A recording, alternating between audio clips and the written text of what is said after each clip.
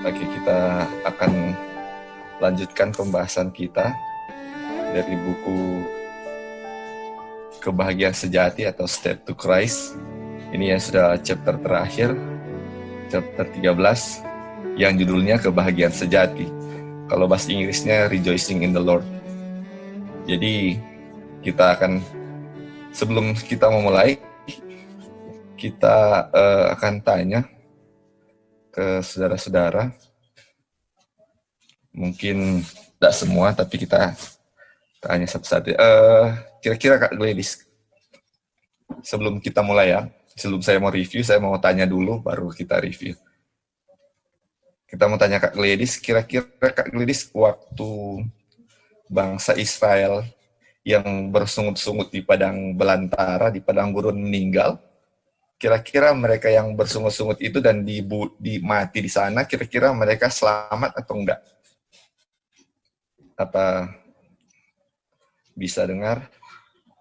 Atau kira-kira bahasa Israel yang waktu itu mati di padang gurun dan karena bersungut-sungut, kira-kira mereka selamat atau enggak? Kalau bersungut-sungut mungkin enggak ya. Ya, gimana Git? Mungkin enggak ya? Iya, enggak. Ya, karena mereka mati karena ya dibunuh kan. Apakah kira-kira selamat? Enggak ya, dari kita kemungkinan enggak. Gimana Kak Dolphin? Mereka selamat atau enggak, Kak? Ini kira-kira atau perlu jawaban pasti? Nah, ini kan maksudnya ini orang nggak tahu kan siapa yang selamat atau sebelum kita lihat, tapi makanya kita pakai kata kira-kira. Oh, oke. Jadi kalau dari pertanyaan tadi dasarnya bangsa Israel yang bersungut-sungut mati. Iya, yang mati di padang gurun kan? Iya. Dibunuh oleh Tuhan ya? Iya, kalau kita baca Tuhan. Oke, tidak selamat. Iya, oke. Thank you, Kak. Oke, pertanyaan kedua kita mau tanya ke siapa ya bisa? Tante Arli, kira-kira dosa yang tidak bisa diampuni, yang ada ayatnya, kira-kira dosa apa itu kan? Saya nggak ingat ayatnya, tetapi yang saya tahu Ya. dosa yang mendurhaka kepada Roh Kudus. Oke, doa yang mendukakan Roh Kudus ya. Oke. Terima kasih untuk jawaban-jawaban. Sorry kita nggak bisa tanya semuanya, nanti kita akan bahas nanti. Sekarang kita mau review pelajaran minggu lalu dan kita akan sedikit bahas sesuai kutipan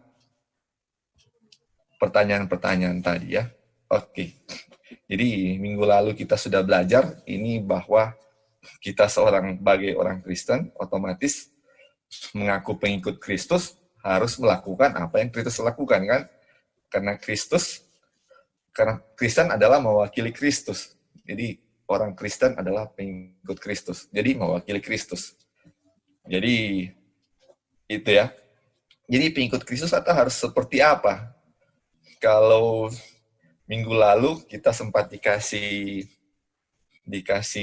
mimpi dari Ellen White karena ada temannya yang bersungut-sungut dan dibilang waktu itu dibawa ke sebuah taman dan ada orang yang sebagai guide yang kebetulan adalah pemilik yang kira-kira katanya Ellen White bilang mungkin dia itu pemilik taman itu. Jadi dia yang guide mereka. Dan bersama dan Ellen White bersama Mrs. yang mengeluh namanya Mrs. Dia punya saudara ya, seorang saudara yang ada di Eropa ya.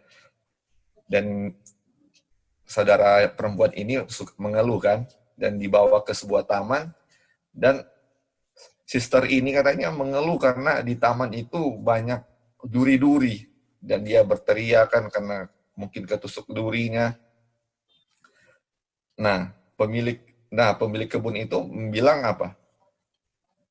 Jangan fokus kepada apa? Kepada duri-durinya. Kita jalan di jalan aja. Kalau kita jalan di duri-duri ya otomatis kita akan tertusuk duri kan. Dibilang lebih baik kita apa?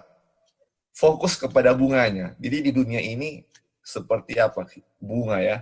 Ada bunga, ada duri. Tetapi mana yang harus kita fokus? Kita fokus ke bunga atau mau fokus ke duri? Kalau kita fokus ke duri, otomatis kesakitan yang kita akan dapat. Tetapi kalau kita fokus pada bunga, hal-hal positif yang akan kita dapatkan. Suatu keindahan yang kita dapatkan. Bahkan Raja Salomo bilang bunga bakung itu tidak ada pakaian yang lebih indah, yang dibuat manusia lebih indah daripada bunga bakung. Yang tumbuh di padang, yang tidak ditanam orang kan. Itulah, makanya di minggu lalu kita diajak apakah kita akan merenungkan kita punya kesalahan-kesalahan masa lalu kah, atau kita akan merenungkan kebahagiaan-kebahagiaan di masa lalu. Karena katanya semua orang tidak hanya sedih-sedih aja di masa lalu. Pasti Tuhan katanya beri apa? Beri kegembiraan di dalam pengalaman kita masa lalu. Nah, daripada merenung kesalahan-kesalahan kita, lebih baik katanya apa? Merenungkan kegembiraan di dalam pengalaman kita yang di masa lalu. Dan ini akan mempengaruhi kita kan? Nah, itu. Jadi dibilang apa? Di sini dibilang mengumpulkan kenangan yang tidak menyenangkan di masa lampau tidaklah bijaksana. Aduh, itu dia. Jadi kekecewaan akan meliputi kehidupan kita kalau kita fokusnya di situ. Jadi biarlah kata minggu lalu kita kesimpulannya apa? Fokus kepada hal yang positif atau kebahagiaan, kita fokus di situ. Oke, kita akan lanjut pelajaran yang sekarang. Kita akan baca ganti-gantian. Kita akan baca ya, yang pertama. Dibilang di sini, dibilang terima kasih kepada Tuhan karena telah diberikannya kepada kita banyak kegembiraan. Marilah kita kumpulkan bersama berkat-berkat janji kasih-Nya, supaya kita dapat memandangnya terus-menerus. Nah, ini look upon them, atau behold ya, seperti kita belajar tadi. Anak Allah meninggalkan tahta Bapaknya, membungkus keilahiannya dengan kemanusiaan, supaya dengan demikian dia dapat menyelamatkan manusia dari kuasa setan. Kemenangannya untuk kita membuka pintu surga bagi manusia, memperlihatkan kepada manusia ruang hadirat Bapa di mana Bapa membuka kemuliaannya. Bangsa yang sudah jatuh dan itu diangkat dari lubang kehancuran ke tempat di mana dia dijerumuskan dosa, lalu dibawa kembali ke dalam hubungan dengan Bapa yang tidak batasnya. Dan setelah sanggup melalui ujian ilahi dengan iman di dalam penebus kita, diselubungi dengan kebenaran Kristus, dan ditinggikan kepada tahtanya. Inilah gambaran yang berikan Tuhan untuk kita renungkan. Jadi ini gantinya katanya kita merenungkan kesalahan-kesalahan kita di masa lampau. Dibilang lebih baik kita merenungkan apa?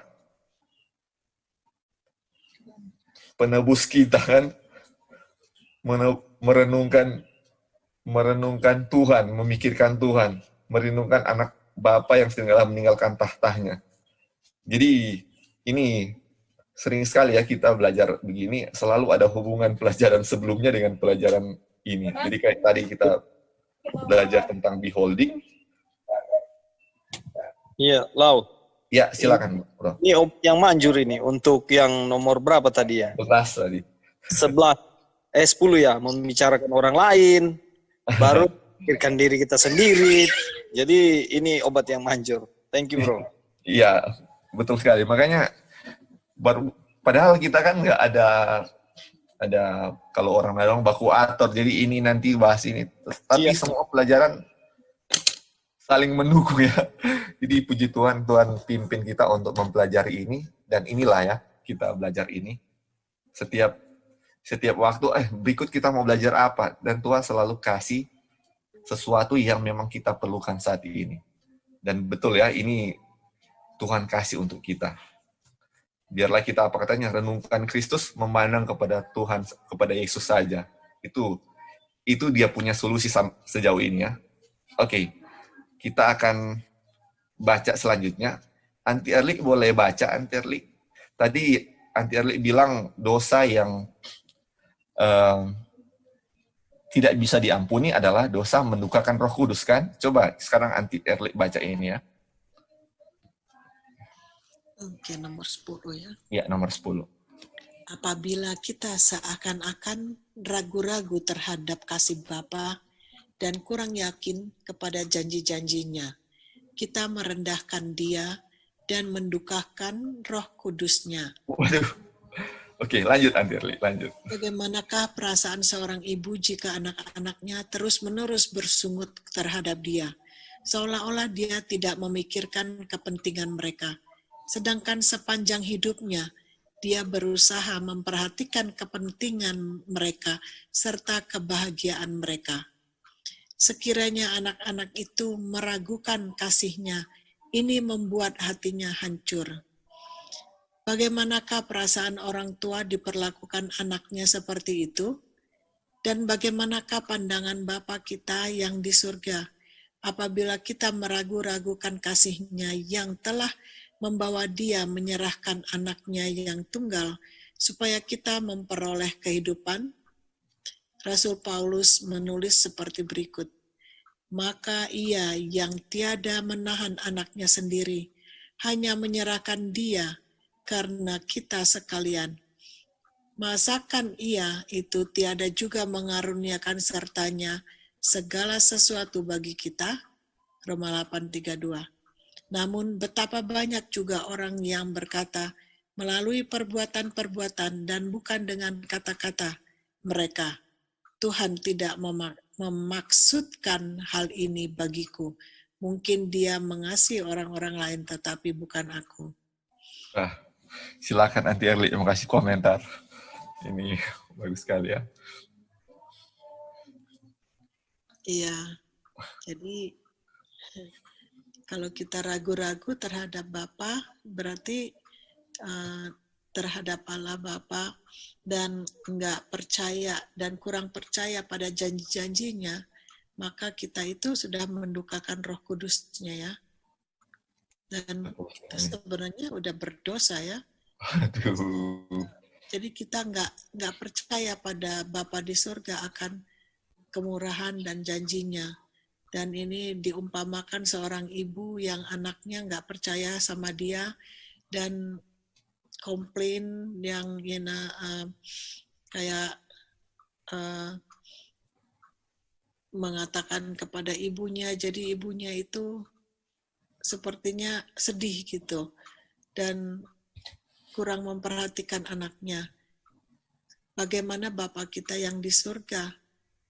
Kalau kita nggak yakin dan kita selalu komplain akan kasih-Nya dan juga kasih Bapa yang sudah menyerahkan anaknya Yesus Kristus, anaknya yang tunggal yang dikasihinya, hanya untuk menebus dosa kita, hanya untuk mau membantu kita, menyelamatkan kita melalui anaknya itu, dan manusia yang mau diselamatkan tetapi mendukakan hati Bapa, bagaimana itu sedih ya. Ya itulah. Jadi di sini kita bisa melihat bagaimana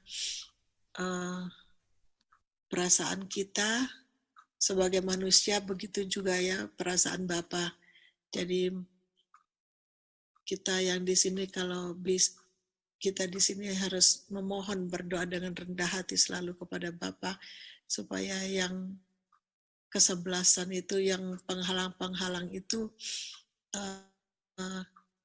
dapat disingkirkan dan kita dapat melihat akan kemurahan Bapa kita yang di surga dan kasih-Nya itu kepada kita. Thank you. Ya, terima kasih Anti Erli. Puji Tuhan ya.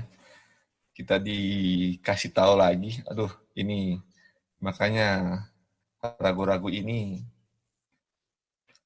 sangat sangat berbahaya sekali.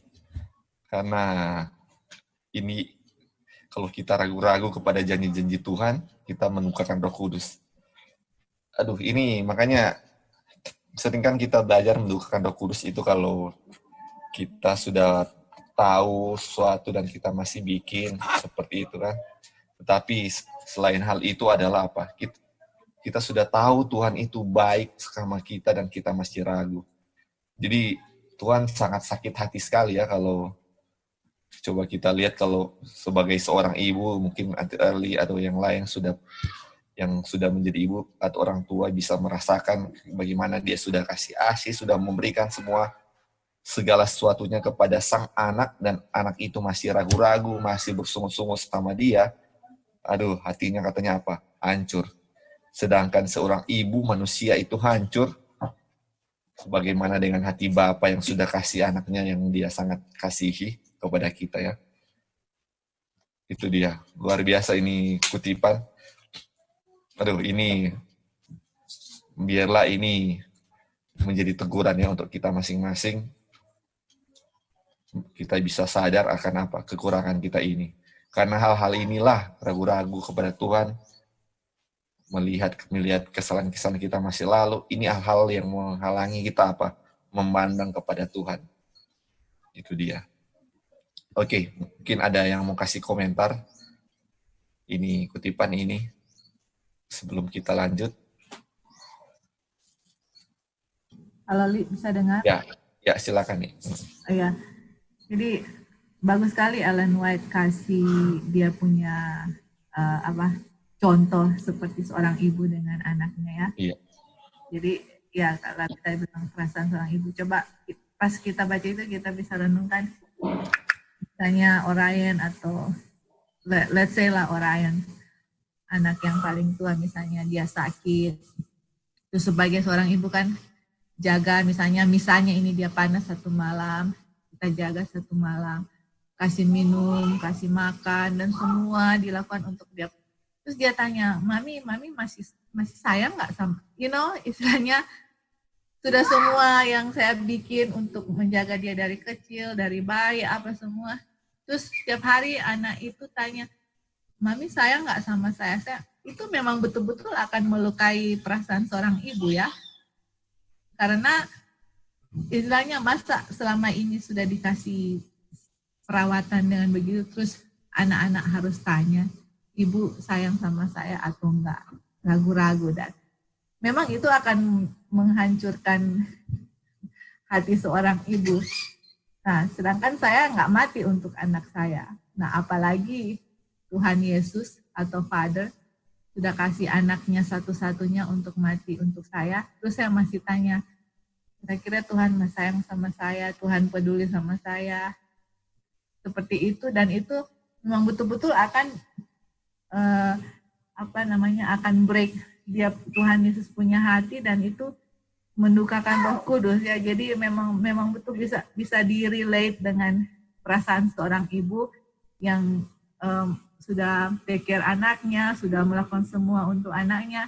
Terus kalau anaknya tanya masih sayang atau enggak, itu memang akan menghancurkan hati seorang ibu. Dan kalau kita ragu-ragu kepada Tuhan, ragu-ragu terhadap janji-janjinya, itu memang akan mendukakan hati Roh Kudus. Thank you.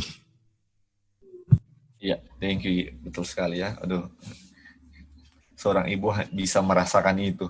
Pak, ibu aja kita bisa rasakan bagaimana perasaannya, bagaimana Bapak ya. Berkali-kali lipat dari apa perasaan ibu. Aduh, puji Tuhan. Oke, kita lanjut ya. Oke, Li.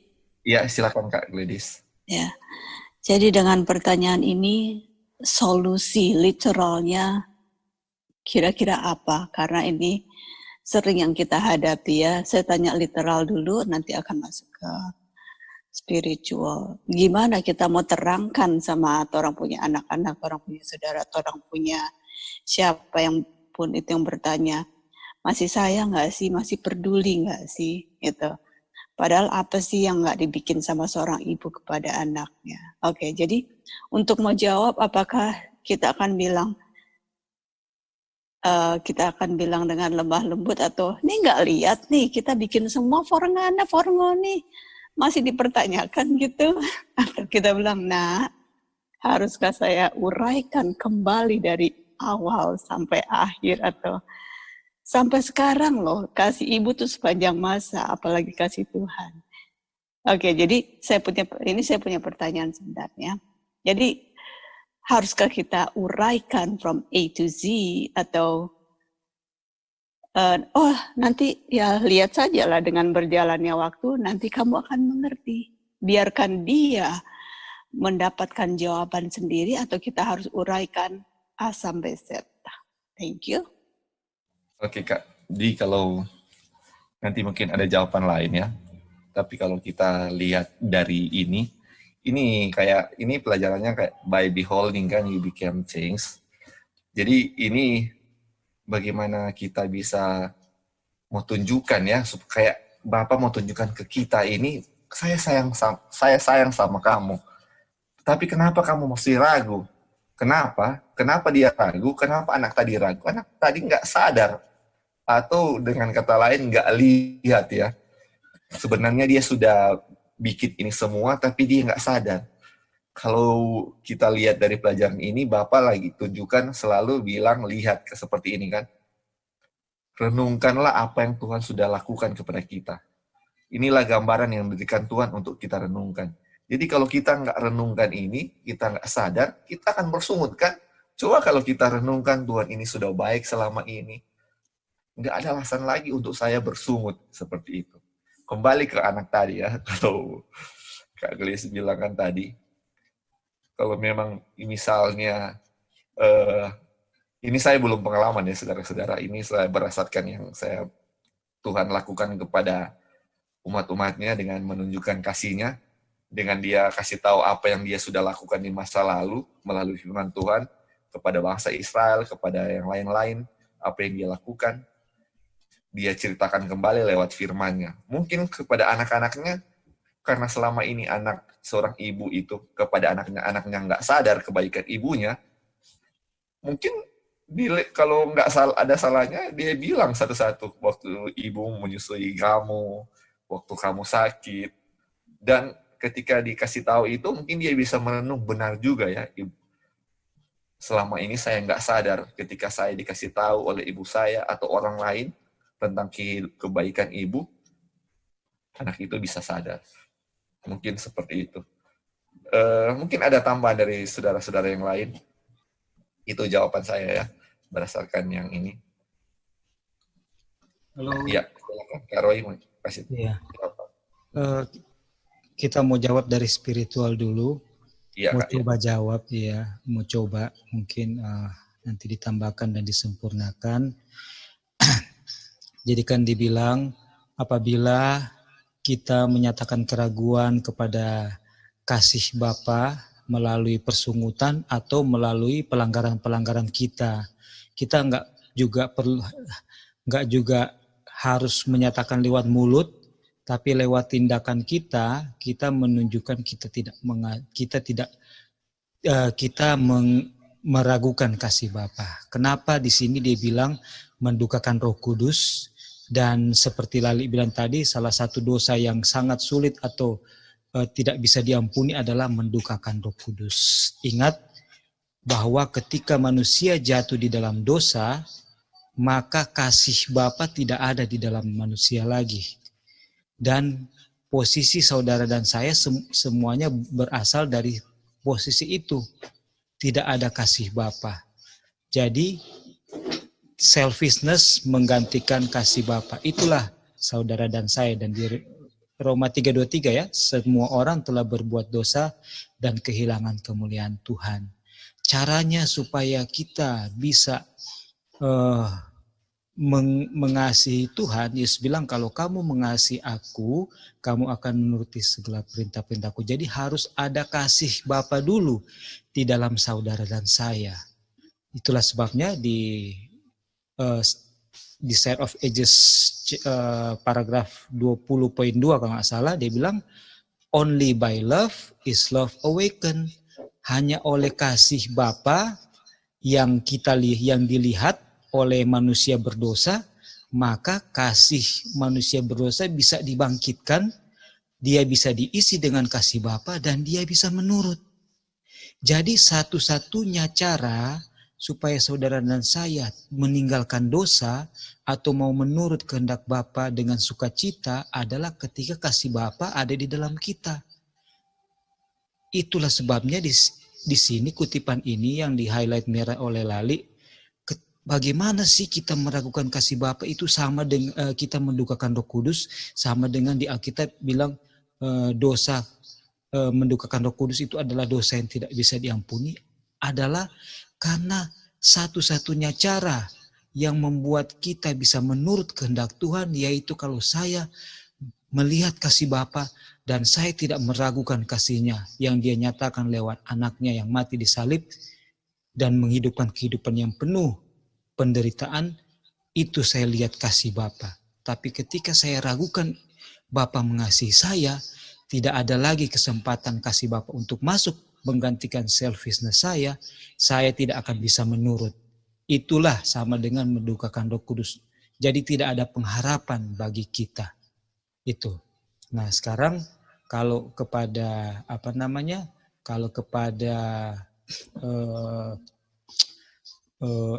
kepada literal, bagaimana sih seorang anak bisa meragukan kasih Bapa atau kasih ibu, itu sangat ditentukan oleh bagaimana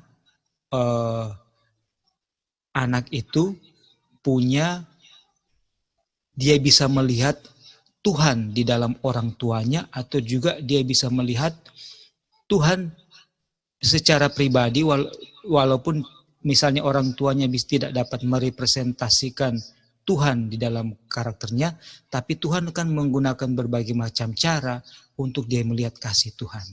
Jadi konteks kasih di sini adalah kasih yang menuntun anak ini untuk tinggalkan dosa. Ada orang tua yang tidak mengenal Tuhan, dia kasih kepada anaknya, dia memberikan uang berlebihan. Sehingga anak itu kayak contoh misalnya banyak pengalaman di Manado, anak-anak narkoba itu adalah anak-anak pejabat.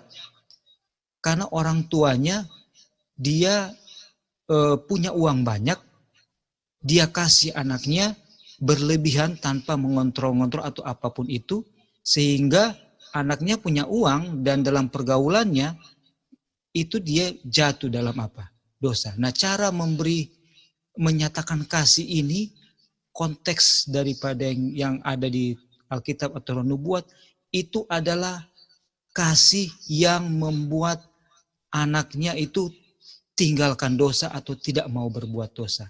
Harus dinyatakan dengan cambuk, itu kasih. Harus dinyatakan dengan pengorbanan, itu kasih. Karena sudah diisi oleh kasih Bapa terlebih dahulu. Nah, beda dengan kalau kita cuma mau mengambil misalnya, ada orang tua tidak mengenal Tuhan, tapi dia mengasihi anaknya. Betul, dia mengasihi anaknya. Dia kasih segala satu, kasih sekolah tinggi-tinggi, kasih jalan-jalan ke luar negeri, kasih mobil pribadi, motor yang kekinian, dan lain-lain. Tapi apakah anak itu akan tinggalkan dosa? Akan takut Tuhan? Akan membuat anak itu mengasihi sesama? Apakah orang tua bilang, ini uang kamu ya, ingat, kalau ada teman kamu perlu, jangan sungkan-sungkan kasih. Ada orang miskin, jangan sungkan-sungkan bagi. Atau dia kasih untuk memupuk selfishness daripada anaknya. Nah, mungkin ini sedikit cuma mau meluruskan konteks kasih yang dimaksud itu adalah harus kita pegang bahwa itu membuat anak ini tinggalkan dosa atau mengasihi Tuhan. Itu, thank you. Mungkin yang lain boleh tambahkan. Thank you Kak, memang betul ya. Tunjukkan kasih itu bukan dengan manjakan dia apa yang dia mau ya, melainkan kasih itu menegurnya juga, itu namanya kasih. Menghajar namanya juga kasih, untuk supaya dia bisa kembali. Ya, mungkin ada yang jawaban yang lain? Atau Kak Gladys, gimana kira-kira bisa sedikit menjawab? Atau Banyak sekali, dan inilah pencerahan. Terima kasih. begitu Ya, aja? sangat amat terjawab. Thank you. Ya, terima kasih Kak. Oke, kita lanjut ya. Kira-kira Angel bisa baca ini yang paragraf 11-nya, bisa available? Charity. Oke, kalau misalnya belum, boleh Kak Dolphin baca? Mulai dari mana lah? 11 itu? 11, iya. 11 ya? Iya. Oke. Semuanya ini hanyalah membahayakan jiwamu sendiri. Karena tiap-tiap kata yang meragukan yang kau ucapkan akan mengundang godaan-godaan setan. Itu menguatkan kecenderungan untuk keraguan-raguan di dalam dirimu dan mendukakan malaikat yang bertugas melayani. Apabila setan menggoda engkau, janganlah sekali-sekali mengucapkan sepatah kata yang meragukan atau mendatangkan kegelapan. Jika engkau membuka pintu kepada bisikan setan, maka pikiranmu akan dipenuhi kekurangan percaya dan keraguan yang memberontak. Jika engkau mengucapkan perasaan-perasaanmu, setiap keraguan-raguan yang engkau ucapkan bukan hanya bereaksi atas dirimu sendiri, tetapi ia akan menjadi benih yang akan bertumbuh dan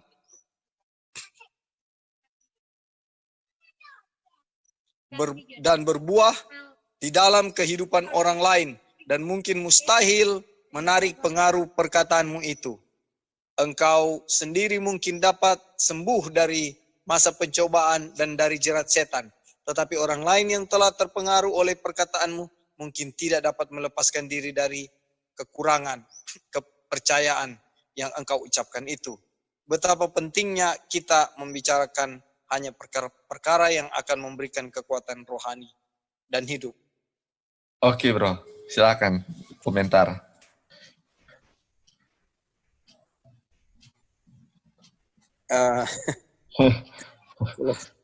Kalau tugas kita sebagai kalau kita klaim bahwa kita anak-anak Tuhan dan tugas kita adalah menjadi terang buat orang lain, lalu pada satu masa, pada satu keadaan kita menyampaikan kata-kata yang meragukan orang lain tentang ketuhanan, kita sudah mengambil alih pekerjaan setan. Jadi kalau setan melakukan pekerjaan itu, meragukan orang lain, dan kita juga melakukan hal yang sama, kita adalah setan. Jadi hendaklah di sini dibilang bahwa kata-kata kita itu menguatkan orang lain karena membekas ya. Hal-hal yang kita sampaikan dan orang jadi lemah dengan hal itu, dan itu membekas buat orang-orang tersebut. Nah, saya sendiri sudah pernah alami. Sampai sekarang membekas di kepala saya apa yang pernah disampaikan ya. Jadi penting sekali untuk kita berhati-hati, penting sekali untuk kita sebenarnya berhati-hati itu seperti ini. Ketika kita selalu membicarakan tentang Tuhan, tentang karakter Kristus, keberhati-hatian kita itu sudah terjaga. Karena yang kita bicarakan otomatis tentang Tuhan. Tapi kalau kita on off di waktu tertentu kita bisa melemahkan orang lain dengan perkataan kita. Mungkin ada yang lain. Thank you bro. Jadi itu ya, kalau tadi Rutin bilang paling aman itu kalau membicarakan Yesus. Kalau mau bicarakan yang lain harus hati-hati. Apakah akan melemahkan dia? Enggak. Kalau kita bicarakan tentang Yesus, nggak akan ada salahnya. Karena paling aman lah kita akan bicara tentang Yesus. Jadi ini yang sebelah sini semuanya hanyalah membahayakan jiwamu sendiri. Apa itu yang membahayakan diri sendiri? Kalau kita ragu-ragu kan? Ragu-ragu itu hanya akan membahayakan pikiran atau jiwa kita. Dibilang kata-kata yang meragukan mengundang godaan setan. Di dalam doa kita jauhkanlah dari mara bahaya atau pencobaan, jauhkanlah daripada yang jahat. Kita bilang jauhkan daripada yang jahat, tetapi ragu-ragu. Oh, ketika ragu-ragu setan datang serang. Itu kesempatan setan. Jadi ini keraguan-raguan ini luar biasa ya. Kalau kelihatan kecil, ragu-ragu, tetapi dengan keraguan-raguan inilah yang membuat Hawa jatuh. Manusia pertama yang tidak berdosa bisa jatuh hanya gara-gara ragu-ragu. Dengan 1-2 kata dari setan, dia langsung ragu-ragu. Nah, ini juga karena sedangkan manusia yang belum berdosa bisa jatuh, apalagi kita ya yang sudah berdosa, dengan ragu-ragu ini setan tahu ini adalah kelemahan manusia terbesar. Dan ini dibilang di dalam Step to Christ chapter terakhir ini sangat penting ya. Jadi sesuatu yang Tuhan, ini penting sekali untuk kita ketahui. Ini kayak most important thing yang harus kita tahu, bahwa kita jangan ragu-ragu. Karena set ini akan menjadi apa? Pintu masuk setan untuk mencobai kita. Makanya kembali lagi apa? Bicarakanlah tentang Yesus. Karena apa? Kalau kita bicarakan keraguan-raguan, kerugiannya double. Rugi kita sendiri, dan juga katanya apa tadi? Bukan hanya bereaksi atas dirimu, tetapi akan menjadi benih yang bertumbuh dan berbuah di dalam kehidupan orang lain. Dan mungkin mustahil menarik pengaruh perkataan. Jadi bukan kita aja yang rugi, orang lain juga bisa jadi rugi gara-gara apa? Keraguan-raguan kita. Jadi double ya, makanya Tuhan sangat warn kita, sangat mengingatkan kita untuk jangan ragu-ragu. Dia selalu bilang apa? Betapa pentingnya membicarakan perkara-perkara yang akan memberikan kekuatan rohani dan hidup. Kalau selain itu, yang meragukan, malaikat akan, Roh Kudus akan didukakan, kita juga malaikat akan merasa berduka. Ya. Oke, mungkin ada yang tambahan lain sebelum kita baca lanjut? Halo Li. Ya, silakan nih. Ya, mungkin dalam kehidupan sehari-hari, misalnya, kan sekarang kita lagi semua cari country living, toh? Ya, betul. Gitu, Dang. Jadi, instead of bicara ragu, mendapat tempat, atau gimana-gimana, coba kita bicara yang memang tahu Tuhan itu bagaimana, Tuhan. Jadi, maksudnya ini come to reality ya, istilahnya. Ini yang orang lagi hadapi. Jadi, orang bicarakan untuk saling menguatkan, yang mana bahwa Tuhan yang mempunyai seluruh bumi ini siapa? Tuhan. Apa kira-kira yang Tuhan nggak bisa bikin dalam orang punya kehidupan? Tidak ada. Kenapa kita belum dapat atau apa? Mungkin dari pihak kita belum melakukan seperti apa yang kita sudah belajar untuk dapat country living, misalnya yang terakhir itu berpuasa, berjalan dengan rendah hati atau apa. Jadi dalam pembicaraan kita dengan sehari-hari, kita bisa menguatkan satu sama yang lain dengan menuntut Tuhan punya janji dan mengikuti apa yang Tuhan berikan dalam petunjuk-petunjuknya, dan percaya bahwa semua itu akan terjadi sesuai dengan kehendak Tuhan. Bukan istilahnya, country living begini, semua membicarakan keraguan, membicarakan semua yang nggak enaknya seperti itu. Jadi timbullah keraguan-raguan dalam hati. Nah, mungkin di saat itu waktu saya bicara, nah kemudian kita baca firman Tuhan, saya rasa dikuatkan. Tapi yang seperti Ellen White bilang, mungkin saya bisa pulih dari saya punya keraguan, tapi perkataan yang saya ucapkan yang orang lain dengar, orang lain mungkin tidak bisa pulih dari keraguan-raguan yang saya ungkapkan. Makanya memang sangat perlu sekali untuk tahu Tuhan, tahu dia punya karakter, dan sebelum saya berbicara atau mengungkapkan sesuatu, bisa kita selidiki dulu ini dampaknya atau efeknya kepada orang lain itu apa, seperti itu. Jadi itulah yang dianjurkannya pada saat ini untuk kita jangan ragu-ragu. Oke, thank you. Thank you. Jadi langsung teringat di waktu bangsa Israel mengurunkan 12 pengintai dan 10 pengintai membuat discouragement atau ragu-ragu kepada bangsa Israel. Cuma Yosua dan Kaleb yang berkata menyemangatkan bangsa Israel. Dan ingat yang 10 itu berserta yang lain yang ragu-ragu pun akhirnya tidak selamat, tidak masuk ke dalam ke tanah Kanaan. Cuman yang Yosua dan Kaleb dan yang 20 tahun ke atas kan, yang bisa selamat. Jadi kita bisa lihat ya, ini punya keraguan-raguan ini, 10 ragu-ragu mempengaruhi banyak orang Israel. Banyak yang nggak selamat gara-gara 10 yang ragu-ragu ini. Dan kalau memang mau dibandingkan ya dengan sekarang kita, memang mungkin perbandingannya 10:2. Mungkin hanya sedikit yang memang betul-betul yakin, tidak ragu-ragu, dan 10 di dunia ini yang apa? Yang ragu-ragu. Dan dia akan mempengaruhi banyak sekali orang supaya jatuh ya. Waduh, ini dia punya efek sangat jelek sekali. Bahkan kita juga tidak bisa masuk Kanaan surgawi kalau kita terpengaruh dengan 10 yang ragu-ragu. Atau jangan sampai kita menjadi apa? 10 yang meragu-ragu itu yang mempengaruhi orang lain. Makanya ini sangat, Tuhan ini katanya keraguan-raguan ini mendukakan Roh Kudus atau meragukan Tuhan, mendukakan Tuhan. Tuhan sangat apa? Sedih kalau kita apa? Ragu-ragu. Kenapa Tuhan sedih? Karena dia tahu kita akan hilang kalau kita apa? Ragu-ragu. Wah, luar biasa.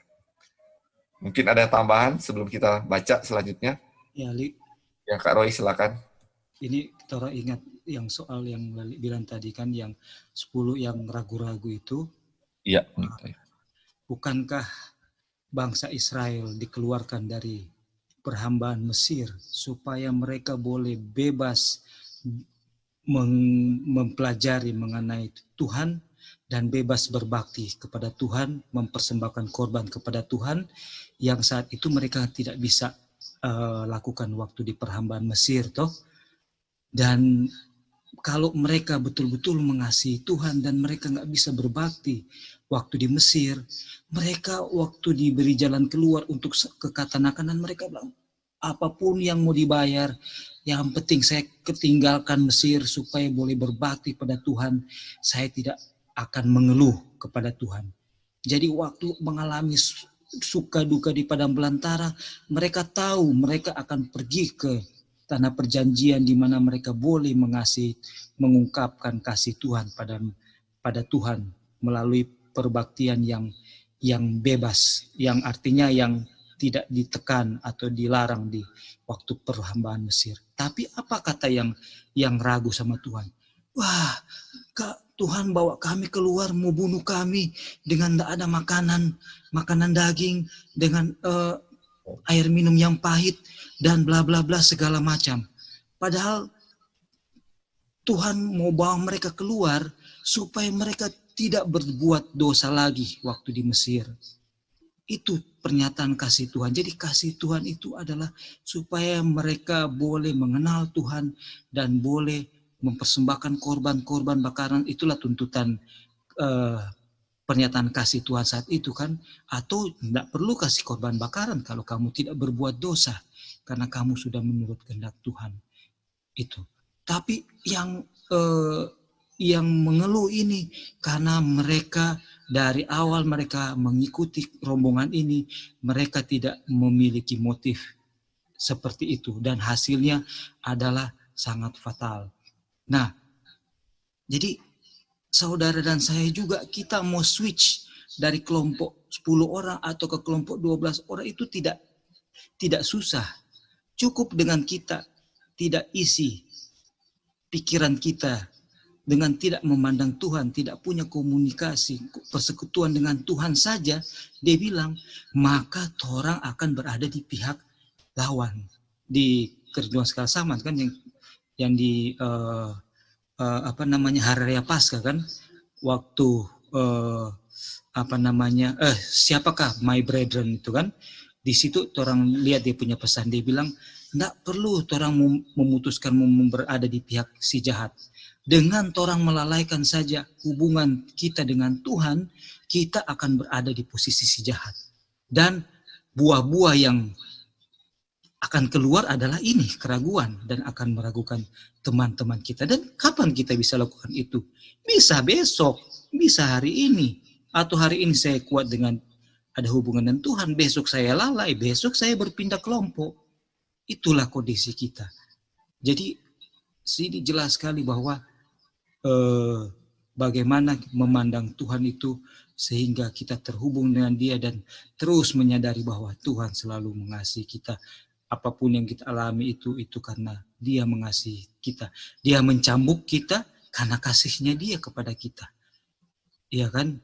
Itu mungkin betapa orang ini sangat-sangat perlu bergantung sekali sama Tuhan dan mencari Tuhan supaya orang bisa pasti bahwa orang berada di pihak mana. Dan satu lagi di Kerinduan Sekala Zaman di chapter tadi, Who is my brethren, pada saat kita kehilangan hadirat Tuhan dan kita mengeluh-mengeluh, kita sadar itu, dan waktu kita mau kembali lagi, mau mencari hadirat Tuhan, sama seperti Yusuf dan Maria, membutuhkan usaha 3 hari yang sulit untuk mencari Yesus, itu juga kondisi kita.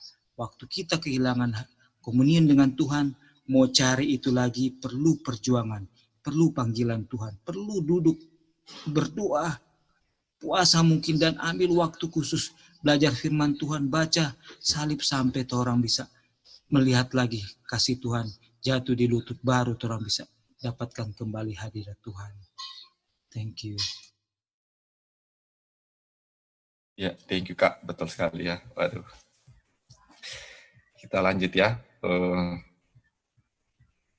Boleh Tania bisa baca yang nomor 12.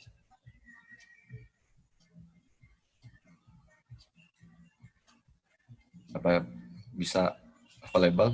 Oke. Ya. Iya, Ya, thank you. para malaikat memasang telinga untuk mendengar laporan apakah yang engkau bawa kepada dunia ini mengenai Tuhanmu yang ada di dalam surga. Biarlah percakapanmu mengenai Dia yang telah hidup untuk mengadakan permohonan bagimu di hadapan Bapa. Apabila engkau berjabat tangan dengan seorang sahabat, pujilah Tuhan dengan bibir dan di dalam hatimu. Ini akan menarik segala pikirannya kepada Kristus. Oke. Tania ada tanggapan, Tan? Ya, jadi ini ada satu kutipan juga yang bilang bahwa kalau kita tidak malu untuk mengakui Tuhan di dunia ini atau di antara teman-teman kita atau di antara saudara-saudara kita, maka Tuhan Yesus juga tidak akan malu untuk mengakui kita di hadapan Bapa gitu. Jadi maksudnya biarlah percakapan kita juga yang membawa kepada hal-hal yang surgawi, ya supaya itulah yang membangun iman kita gitu. Itu sih Kak. Ya, thank you Tan, betul sekali ya. Jadi ini kayak tadi dibilangnya, percakapan yang paling aman adalah percakapan untuk berbicara tentang Tuhan Yesus. Mungkin kalau kita bicara yang lain akan membuat suatu keraguan kepada orang lain kan. Jadi ini dibilang juga malaikat memasang telinga untuk mendengar laporan apakah kita yang bawa kepada dunia mengenai Tuhanmu yang ada dalam surga.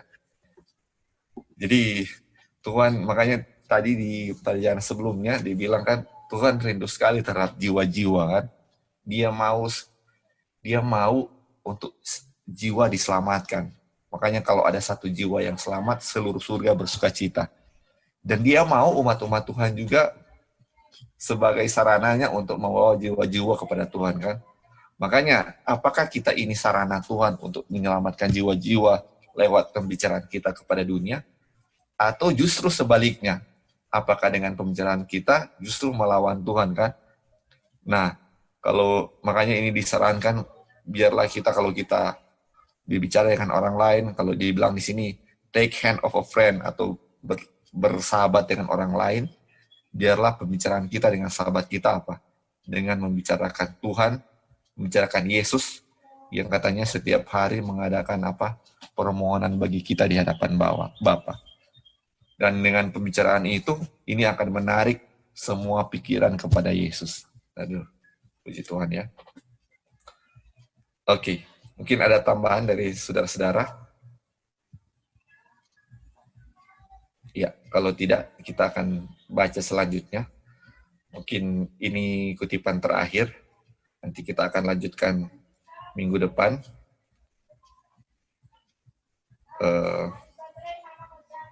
Boleh kita Gladys.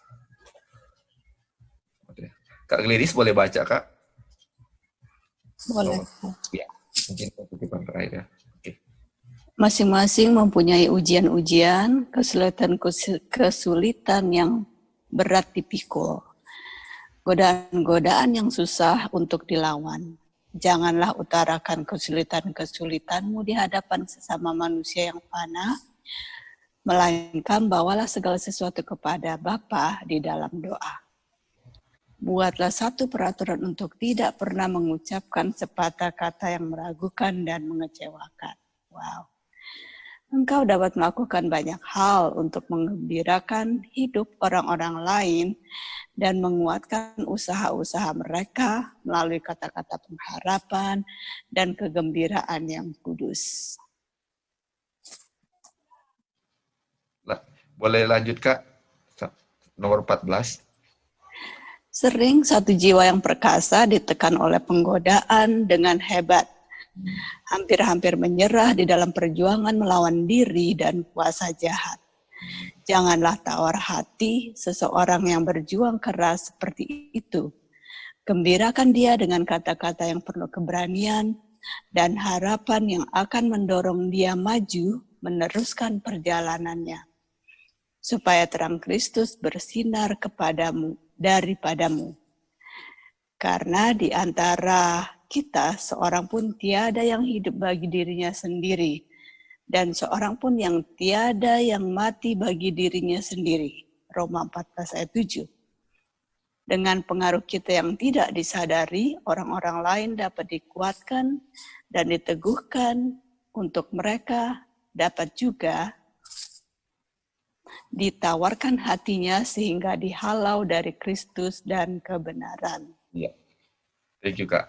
Kak Gladys mau kasih tanggapan 2 kutipan ini.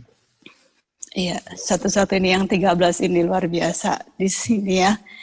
Jangan pernah dan kita bilang, kita utarakan, kita punya kesulitan, kita punya kekecewaan, kita punya khawatir kepada sesama, karena itu bukan membawa mereka kepada Bapa, malahan mereka juga ikut discourage, mereka juga ikut sedih, mereka juga ikut down. Jadi di sini biarlah, semua kata-kata yang meragukan, yang bikin orang kecewa, yang bikin saya sedih, jangan diutarakan, jangan bawa ke orang lain, tapi bawa kepada Tuhan. Dan sebaliknya, bawalah kata-kata yang menggembirakan, bicara tentang pengharapan, bicara dengan kegembiraan yang kudus, itu yang kita bagikan, supaya orang lain juga bisa datang kepada Tuhan dan juga bisa bersukaria, bersukacita, karena apa yang kita bawakan itulah yang boleh mempengaruhi orang lain juga. Ya, itu yang untuk 13. Iya. Oh, yang 14 juga? Iya, dua-dua. Oke. Dua-dua. Bagaimana kalau dibagikan? Oke. Ya, bagikan. Oke. Iya, oke, kita ini jelaskan.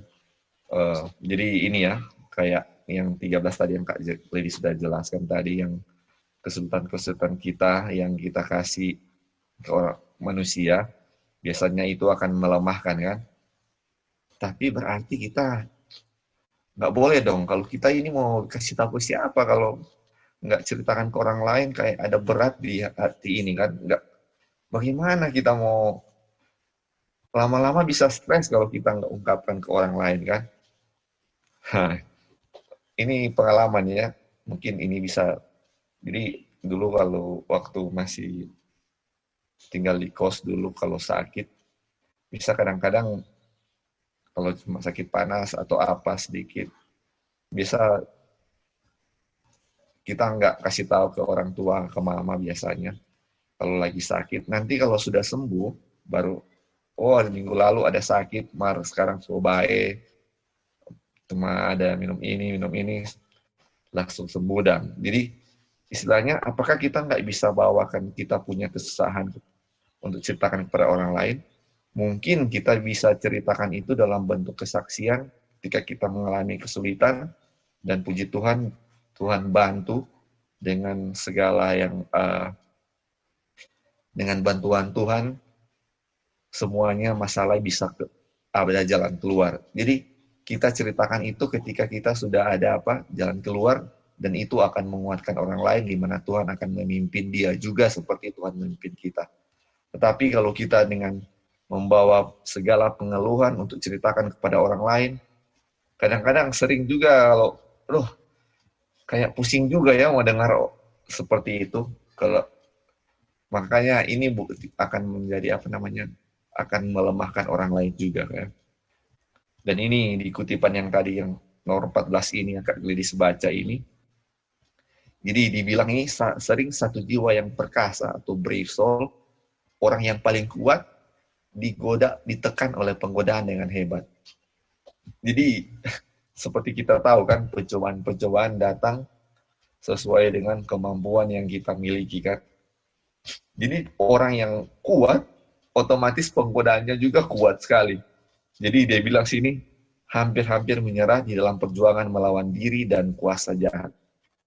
Jadi pencobaan kita ada dua kan, pencobaan kuasa jahat dan pencobaan melawan diri.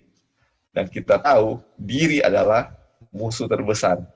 Kuasa jahat itu bukan nomor pertama ya, kuasa jahat itu nomor 2, diri yang pertama. Jadi kita punya perjuangan adalah perjuangan melawan diri ya, dan melawan kuasa jahat. Jadi orang terkuat pun, siapapun di sini, orang yang paling kita bilang beriman pun akan tekan oleh pencobaan.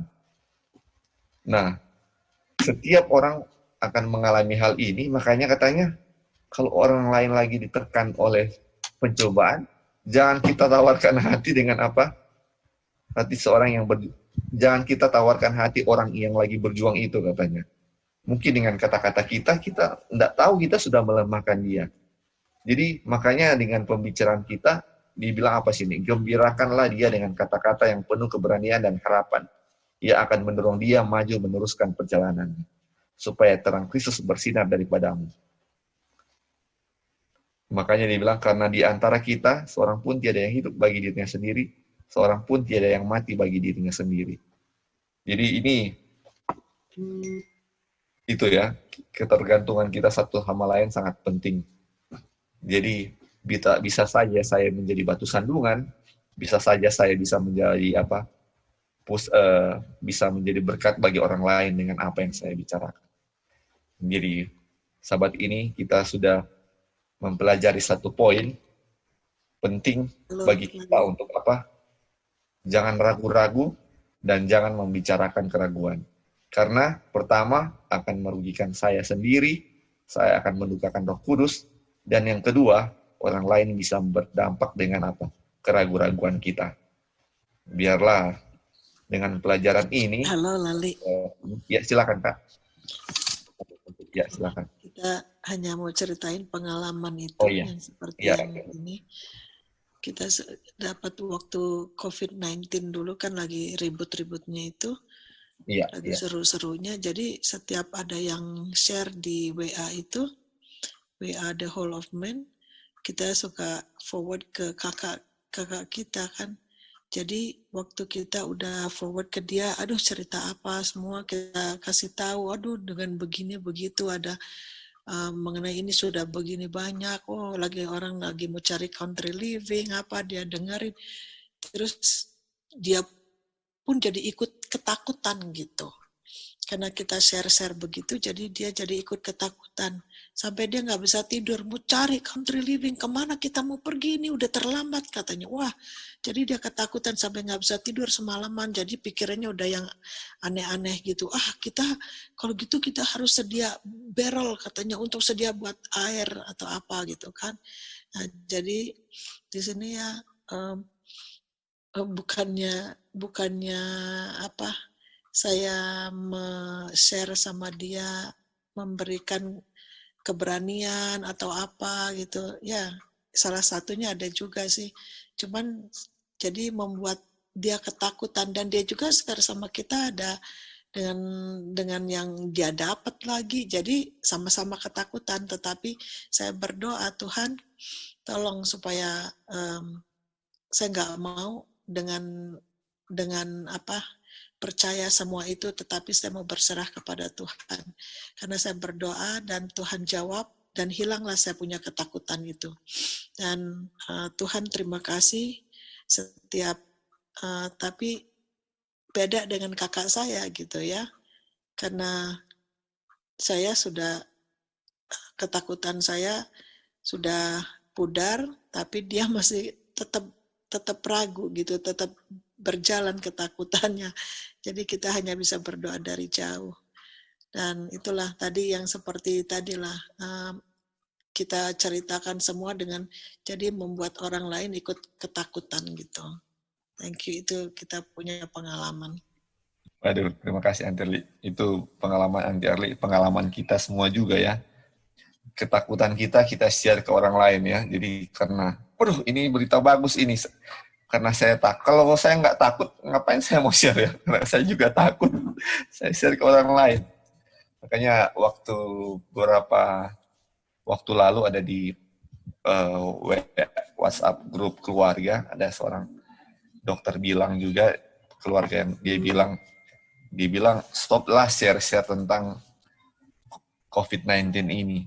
Semua hal tentang COVID-19 kita sudah ngerti katanya, bagaimana cuci tangan, kita sudah tahu bagaimana pakai masker, sudah tahu semuanya. Tetapi sudah tahu semuanya tentang COVID-19, nggak usah lagi share-share yang lain, karena katanya dengan kita tahu itu, terus kita stres akan menurunkan apa? Kita punya kekebalan tubuh. Dan ketika kekebalan tubuh kita turun, kita bisa aja kena, karena nggak ada perlindungan lagi kan di kita. Jadi justru dengan kita sering-sering lihat itu akan berdampak buruk.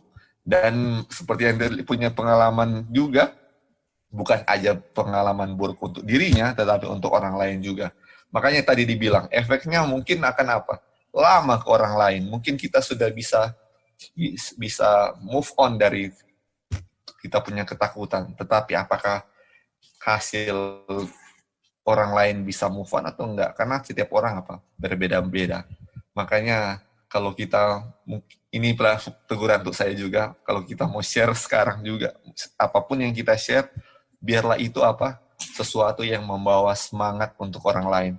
Karena mungkin ketika kita share sesuatu yang tidak membawa semangat atau ketakutan, mungkin orang itu sedang sedang dilanda duka, sedang dilanda cobaan yang dia membutuhkan suatu kekuatan. Tapi ketika kita bagikan ini, bukannya jadi kuat, dia jadi lebih lemah dan ragu-ragu.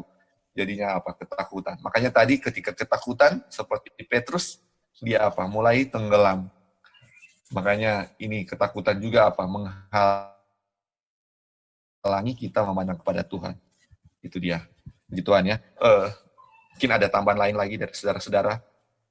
Kalau sebelum kita, ya silakan.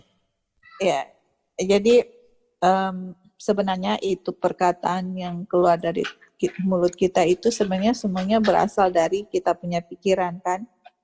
Karena Matius 12 ayat 34 dia bilang, from abundance of heart the mouth speaketh kan, Li? Iya, betul. Dari kita punya hati, pikiran. Nah sekarang untuk saya bilang misalnya harus jaga saya punya mulut atau saya punya perkataan, sebenarnya itu udah langkah yang kedua.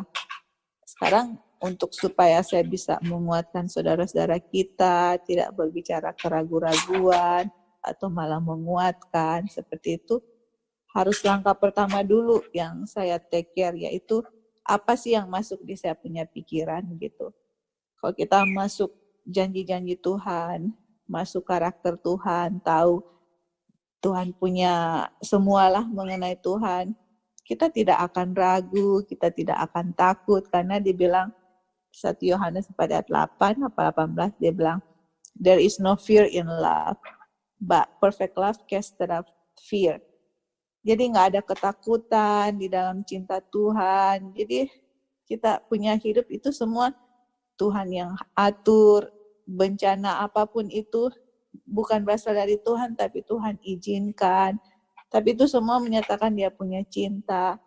Dan untuk misalnya tadi untuk country living pun atau apa, kita bukan bergerak karena ketakutan, semua itu harus dimotivasi dengan kita punya cinta kepada Tuhan. Tapi itu nggak akan kita perbuat kalau kita tidak tahu cinta Tuhan, karakter Tuhan, tidak merenungkan Tuhan.